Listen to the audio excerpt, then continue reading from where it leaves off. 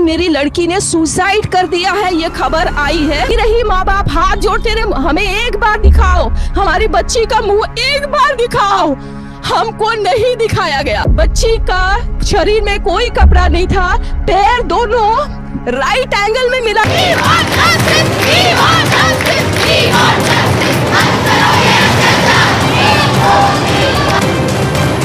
Worked day and night to detect this case, to collect evidences.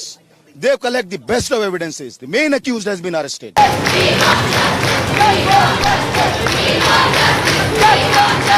9 अगस्त 2024 कोलकाता शहर के RG Kar medical college में on duty doctor के साथ हुए रेप ने पूरे देश को हिला के रख दिया।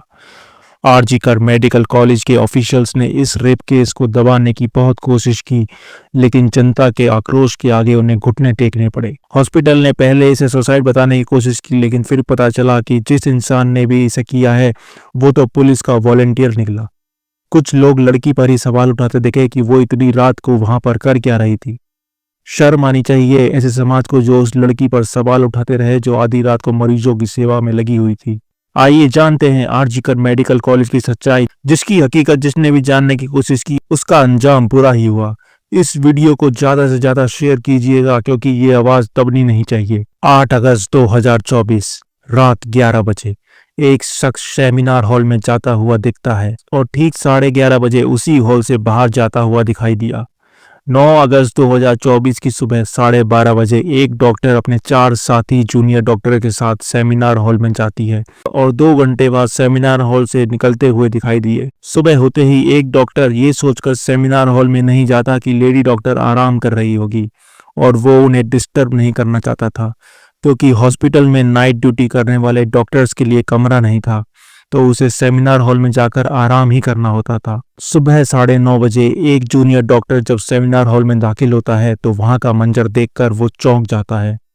लेडी डॉक्टर की बॉडी अर्धनग्न हालत में एक ब्लू मैट्रेस के पास पड़ी हुई थी। उनकी आंखों में चश्मे का कांच गड़ा हुआ था। उनके दोनों पैर राइट एंगल पर थे। उनका कॉलर बोन टूट चुका था और शरीर पर खरोचों के निशान थे। शरीर का शायद ही कोई कोना बचा हो जिस पर दरिंदगी की दास्तान ना लिखी हो। चेहरे से लेकर प्राइवेट पार्ट्स तक हर तरफ सिर्फ दरिंदगी के निशान थे। 9 अगस्त की सुबह उनके पेरेंट्स को यह बताया जाता है कि उनकी बेटी ने सुसाइड कर लिया है। नहीं, मेरी लड़की ने सुसाइड कर दिया है, ये खबर आई है, जिसकी वजह से आंखों से खून निकल गया, गला दबाकर मारा गया। रेप केस को हॉस्पिटल ने सुसाइड बोलकर दबाने की कोशिश की। धीरे धीरे सेमिनार हॉल में भीड़ जुट गई। सभी डॉक्टर्स ये मंजर देखकर शॉक्ड थे। एक हॉस्पिटल जहां लोगों की जिंदगी बचाई जाती है, वहीं पर मरीजों का इलाज करने वाली एक लेडी डॉक्टर के साथ ऐसा होता है, ये किसी ने भी सपने में नहीं सोचा था। जब ये खबर हॉस्पिटल के हेड संदीप घोष तक पहुंची तो उन्होंने एक हॉस्पिटल स्टाफ से लेडी डॉक्टर के माता पिता से ये कहलवाया कि उनकी बेटी की तबीयत खराब है, आप हॉस्पिटल आ जाइए। लेडी डॉक्टर के माता पिता बार बार हॉस्पिटल में कॉल करने लगे, लेकिन किसी ने कॉल रिसीव नहीं की। कुछ देर बाद उनके पास हॉस्पिटल की तरफ से कॉल आता है कि आपकी बेटी ने खुदकुशी कर ली है।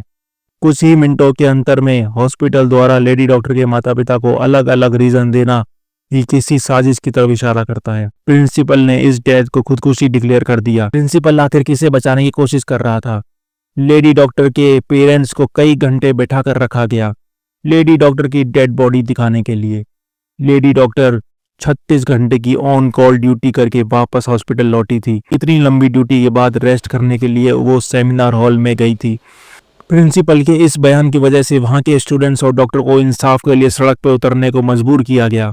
यह एक ऐसा प्रोटेस्ट था जिसकी शुरुआत तो कोलकाता से हुई थी, लेकिन इसकी गूंज पूरे देश में देखी गई। देश के सभी डॉक्टर्स इस प्रोटेस्ट का हिस्सा बनते हैं। लेडी डॉक्टर को इंसाफ दिलाने के लिए सभी एक साथ उठ खड़े होते हैं। वो एक डॉक्टर थी, वो हीलर थी, लोगों की जान बचाते बचाते उसके साथ एक हीनियस क्राइम हुआ है। पुलिस ने क्राइम सीन से सीसीटीवी फुटेज और एविडेंस को कलेक्ट किया। पुलिस को क्राइम सीन पर लेडी डॉक्टर का फोन और लैपटॉप भी पड़ा मिला। कुछ और छानबीन करने पर पुलिस को वहां एक ब्लूटूथ नेक बैंड भी मिला, जो इस केस को सॉल्व करने में सबसे अहम सबूत बनता है। पुलिस ने सीसीटीवी फुटेज को दोबारा देखा। कॉरिडोर पर उन्होंने कुछ लोगों को देखा जिनमें ज्यादातर जूनियर डॉक्टर्स और हॉस्पिटल्स के ही कर्मचारी थे। थोड़ा और देखने पर उन्हें एक शख्स नजर आता है जो सुबह 4 बजे सेमिनार हॉल में जाता हुआ दिखाई देता है। पुलिस ने यह भी देखा कि जो नेक बैंड उन्हें क्राइम सीन से मिला था वही नेक बैंड उन्हें उस शख्स के गले में मिला। लेकिन जब वो शख्स 4:35 पर सेमिनार हॉल से बाहर आता है तब वो नेक बैंड उसके गले में नहीं था। पुलिस ने फिर कुछ लोगों के फोन जब्त कर ब्लूटूथ के जरिए उस नेक बैंड को कनेक्ट करने की कोशिश की। जब्त किए गए फोन्स में से एक ब्लूटूथ से कनेक्ट हो जाता है। पुलिस के पूछने पर पता चलता है कि ये फोन संजय रॉय नाम के एक शख्स का है। संजय रॉय को ही पुलिस ने सीसीटीवी फुटेज में सेमिनार हॉल के अंदर जाते देखा था। पुलिस ने तुरंत ही संजय रॉय को हिरासत में ले लिया। संजय रॉय ने पुलिस की सख्ती की वजह से अपना जुर्म कबूल कर लिया। संजय रॉय एक सिविक वॉलंटियर था। वेस्ट बंगाल में सिविक वॉलंटियर को पुलिस की मदद करने के लिए अपॉइंट किया जाता है। सिविक वॉलंटियर मोस्टली हॉस्पिटल्स में ड्यूटी पर लगाए जाते हैं ताकि कुछ अनहोनी या इमरजेंसी होने पर लोगों की मदद की जा सके। संजय रॉय को आरजी कर हॉस्पिटल में आने जाने के लिए कोई पाबंदी नहीं थी। डॉक्टर से पूछने पर उन्होंने बताया कि वो पेशेंट्स को हॉस्पिटल में बेड दिलवाने के नाम पर रिश्वत लेता था।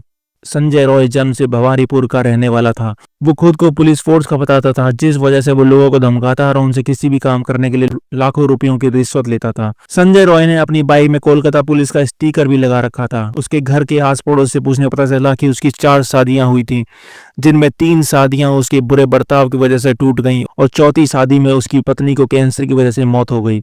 उसके पड़ोसियों ने यह भी बताया कि संजय रॉय हर दिन शराब पी के लड़ाई झगड़े करता था। संजय रॉय शराब और पॉर्न मूवीज का एडिक्टेड था। संजय रॉय की सास ने बताया कि वो अक्सर अपनी पत्नी को बुरी तरह पीटता था। पुलिस के लोकेशन ट्रेस करने पर पता चलता है कि संजय रॉय 5 से 8 अगस्त तक खड़गपुर के सलुआ गांव में रुका था और 8 अगस्त को वापस कोलकाता आ गया था। संजय रॉय ने पुलिस को बताया कि 8 अगस्त को वापस आने के बाद वो शाम को एक और सिविक वॉलंटियर के साथ एक जगह शराब पीता है और फिर वो कालीघाट में रेड लाइट एरिया गया और फिर रात 11:30 बजे जिस पेशेंट को उसने हॉस्पिटल में भर्ती करवाया था उसे देखने के लिए आरजी कर मेडिकल हॉस्पिटल में आ जाता है। आरजी कर मेडिकल हॉस्पिटल से निकलकर वो शोभा बाजार के रेड लाइट एरिया में जाता है। वहां वो फिर से शराब पीता है और फिर वापस आरजी कर हॉस्पिटल में आ जाता है। उसे पता था कि लेडी डॉक्टर सेमिनार हॉल का इस्तेमाल रात को ड्यूटी से थकने के बाद आराम करने के लिए करती है। संजय रॉय हॉस्पिटल आने के बाद सेमिनार हॉल में चला जाता है और लेडी डॉक्टर के साथ हैवानियत की सारी हदें पार कर देता है।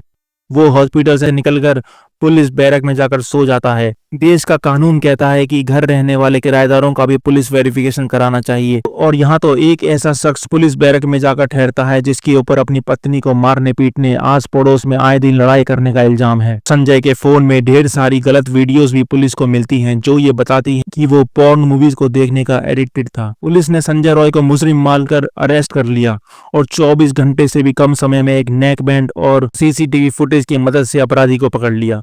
संजय रॉय के अरेस्ट होने के बाद लोगों का हुजूम सड़कों पर उतर गया क्योंकि डेड बॉडी की जांच के बाद इंक्वेस्ट रिपोर्ट ने लेडी डॉक्टर के साथ हुई हैवानियत को एक्सपोज कर दिया। लेडी डॉक्टर की आंखें, मुंह और प्राइवेट पार्ट से खून निकल रहा था। गर्दन, चेहरा, नाखून, लेफ्ट लेग, बेली, एंकल और होठों पर इंजरी के निशान थे।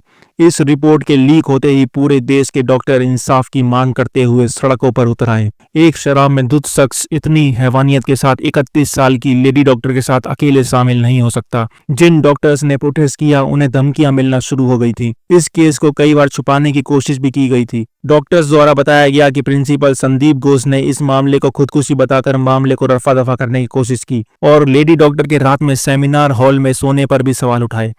मामले की गंभीरता और डॉक्टर्स के प्रोटेस्ट की वजह से प्रिंसिपल संदीप घोष को रिजाइन करना पड़ा, लेकिन अगले ही दिन प्रिंसिपल संदीप घोष को नेशनल मेडिकल कॉलेज का प्रिंसिपल बना दिया गया।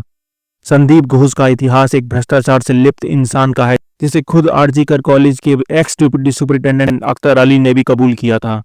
वो बहुत ही करप्टेड आदमी है। वो आरजीकर मेडिकल कॉलेज में स्टूडेंट लोगों को फेल कराना और ये हॉस्टल वगैरह अलॉटमेंट में पैसा लेना और स्टाफ सिलेक्शन कमीशन, मतलब आरजीकर में जो भी काम होता था सब जगह वो पैसा खाते थे। मतलब एक माफिया राजा बोल सके। मैंने अपनी पूरे कैरियर में इतना गंदा इंसान नहीं देखा। इस केस में संजय रॉय को सिर्फ एक प्यादा बनाकर इस्तेमाल किया गया था। असल में इस दरिंदगी के पीछे पॉलिटिकल कनेक्शंस और षड्यंत्र का ऐसा मायाजाल था जो कभी सामने ही नहीं आ पाया। अरेस्ट होने के बाद संजय रॉय की बॉडी लैंग्वेज से कहीं नहीं लग रहा था कि उसे इस दरिंदगी का कोई पछतावा है। गिरफ्तार होने के बाद उसने पुलिस से फांसी पर चढ़ाने की बात कही। 31 साल की लेडी डॉक्टर ने अपने आप को बचाने की कोशिश तो की होगी, जिसमें सामने वाले को भी खरोच आई होगी, लेकिन संजय रॉय के शरीर पर एक इंजरी का निशान नहीं था। ऐसा लग रहा था मानो ये सब एक प्री प्लान्ड मर्डर है। लेडी डॉक्टर के साथ दरिंदगी करने वाले संजय रॉय का आराम से पुलिस क्वार्टर में जाकर सो जाना, शहर से बाहर न जाना, मानो संजय रॉय का गिरफ्तार होना भी इसी प्लान का हिस्सा था। सीसीटीवी फुटेज में साफ देखा जा सकता है कि सेमिनार हॉल के पास जूनियर डॉक्टर और हॉस्पिटल स्टाफ के लोग भी आते जाते रहे, लेकिन किसी से भी पूछताछ नहीं की गई। संदीप घोष जैसे शख्स की स्टेटमेंट को रिकॉर्ड तक नहीं किया गया, मानो पुलिस ने पहले ही मान लिया हो कि संदीप घोष बेगुनाह है। प्रिंसिपल की कॉल डिटेल्स, डीएनए सैंपल की जांच होनी चाहिए थी, क्योंकि पास से देखने पर यह केस एक प्री प्लान मर्डर की तरह ही लग रहा था। आरजी कर्क मेडिकल कॉलेज के स्टूडेंट्स ने बताया कि कॉलेज में पोर्नोग्राफी फिल्म्स की शूटिंग भी की जाती थी, जिसके लिए बाहर से सेक्स वर्कर्स को बुलाया जाता था। इन मूवीज की shooting classrooms, seminar halls, hostels, हर जगह की जाती थी। इन शूटिंग के बारे में सारे अथॉरिटीज को पता था। कभी कभी वहां की कॉलेज फीमेल स्टूडेंट गर्ल्स की फोटो से मॉक करके मूवीज में लगा दिया जाता था। पुलिस की छानबीन में कॉलेज के हॉस्टल से ट्राइपॉड और रिफ्लेक्टर्स भी मिले थे। वेस्ट बंगाल की पुलिस ने इतने स्ट्रॉन्ग एविडेंस के बावजूद कोई एक्शन ना लेना ही सही समझा। एक और एलिगेशन इस आरजी कर मेडिकल कॉलेज पर डेड बॉडीज की ऑर्गन ट्रैफिकिंग का था। यह भी बताया गया कि लेडी डॉक्टर को मारने की असल वजह ह्यूमन ऑर्गन ट्रैफिकिंग ही थी, क्योंकि लेडी डॉक्टर इस नेक्सस का पर्दाफाश करने वाली थी। कुछ स्टूडेंट्स ने दावा किया कि कुछ अनक्लेम्ड बॉडीज को हॉस्पिटल लाया जाता था और फिर प्रैक्टिकल पर्पस के बहाने उनके ऑर्गन्स को निकाल लिया जाता था। पूरे सेमिनार हॉल को कवर करने के लिए सिर्फ 2 सीसीटीवी कैमरे लगाए गए थे, जो ये दर्शाता है कि एडमिनिस्ट्रेशन सरकारी पैसे से अपनी जेबें भर रहा था। पुलिस द्वारा सीसीटीवी फुटेज को पब्लिक न करना भी शक पैदा करता है। सेमिनार हॉल में लेडी डॉक्टर के साथ हुई हैवानियत में लेडी डॉक्टर की चीखें और शोर किसी को सुनाई नहीं दिया। रात में वैसे भी हॉस्पिटल में शोर कम होता है, लेकिन लेडी डॉक्टर की चीखें और शोर ना सुना जाना भी एक सवाल खड़ा करता है। सेमिनार हॉल में कोई साउंड प्रूफिंग भी नहीं थी जो लेडी डॉक्टर की चीखों को रोक सके। संजय रॉय का इतनी शराब पीने के बाद सेमिनार हॉल में 31 साल की लेडी डॉक्टर को इस तरह से कंट्रोल कर लेना कि वो शोर भी नहीं कर पाई, ये सब तभी हो सकता है जब इसमें कई लोग शामिल हों, जिन्होंने लेडी डॉक्टर का मुंह किसी चीज से बंद कर दिया होगा। डॉक्टर सुवर्णो गोस्वामी ने पोस्टमार्टम रिपोर्ट देखने के बाद ये साफ कर दिया था कि इसमें एक से ज्यादा लोगों का हाथ है। The amount of fluid they collected from inside her vagina, that was huge amount, and that much amount of semen may not be possible by sexual intercourse by one single man. So there is every possibility of involvement of multiple men, more than one man. ये सभी facts बताते हैं कि lady doctor के साथ एक से ज्यादा लोगों ने दुष्कर्म किया था। इस हॉस्पिटल में ये पहली रहस्यमय मौत नहीं थी, इससे पहले भी कई लोगों की मौत इसी तरीके से हुई थी। गवर्नमेंट हॉस्पिटल में इतने इलीगल क्राइम सामने आ रहे थे जो बिना गवर्नमेंट सपोर्ट के हो ही नहीं सकते थे। 14 अगस्त की रात को कुछ लोग सेमिनार हॉल में तोड़फोड़ कर देते हैं, जिससे ये साफ हो जाता कि कुछ पावरफुल ताकतें क्राइम सीन को नुकसान पहुंचाना चाहती थी, ताकि कोई सबूत अगर वहां बच भी गया हो तो वो भी ना मिल सके। इस वेंडलाइजेशन के बाद केस को कोलकाता पुलिस से हटाकर सीबीआई को सौंप दिया गया। असली कातिलों को बचाने के लिए हो सकता है संजय रॉय को बलि का बकरा बना रहे हो, क्योंकि ये तो साफ है कि सरकार, पुलिस और ऊंचे ओहदे पर बैठे भ्रष्ट लोग इस केस को दबाने के लिए अपनी पूरी ताकत लगा रहे थे। सीबीआई के हाथ में केस आते ही उन्होंने सभी डॉक्टर से पूछताछ शुरू कर दी। सीबीआई के आरजी कर हॉस्पिटल में आने से पहले ही सेमिनार हॉल के सामने बने टॉयलेट में कंस्ट्रक्शन का काम शुरू करवा दिया गया, ताकि सबूतों से छेड़छाड़ करना आसान हो जाए। চেস্ট মেডিসিন বিভাগের যে সেমিনার রুম, সেই সেমিনার রুমের সামনে এখানে কলকাতা পুলিশের কর্মীরা মোতায়েন রয়েছে এবং যে প্লেস অফ অকারেন্স পিও তার সামনে এখানে কনস্ট্রাকশনের কাজ চলছে। এবং যখন আমরা রিপাবলিক বাংলা এসে পৌঁছই সেই সময় পুলিশ কর্মীরা তারা এখানে প্রশ্ন তোলেন যে আমরা কেন এখানে, এবং বারবার যে প্রশ্নটা হচ্ছে একাধিক জায়গায় কিন্তু মেন্টালি। इससे भी बात न बनने पर आरजी कर मेडिकल कॉलेज में गुंडों को भिजवाकर तोड़फोड़ करवाई, ताकि सबूतों को पूरी तरह नष्ट कर दिया जा सके और धरने पर बैठे डॉक्टर्स भी डर के मारे अपना धरना समाप्त कर सकें। एक ही टाइम पर हजारों की संख्या में लोगों के हुजूम का आना और पूरे हॉस्पिटल में तोड़फोड़ करना ये बताता है कि ये लोग किसी के कहने पर तोड़फोड़ करने आए थे। जिस भी स्टूडेंट्स ने इनके खिलाफ आवाज उठाई उनको हमेशा के लिए चुप करा दिया गया और उनकी मौत को बड़ी चालाकी से खुदकुशी का नाम दे दिया गया। 20 जनवरी 2025 संजय रॉय को कोर्ट ने उम्र कैद की सजा सुनाई। साथ ही लेडी डॉक्टर्स की फैमिली को 17 लाख रुपए देने का आदेश भी जारी किया।